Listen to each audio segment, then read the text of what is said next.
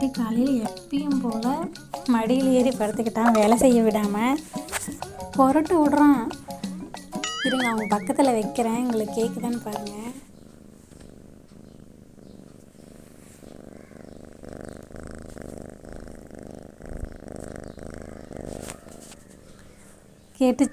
கேட்குதுங்களா?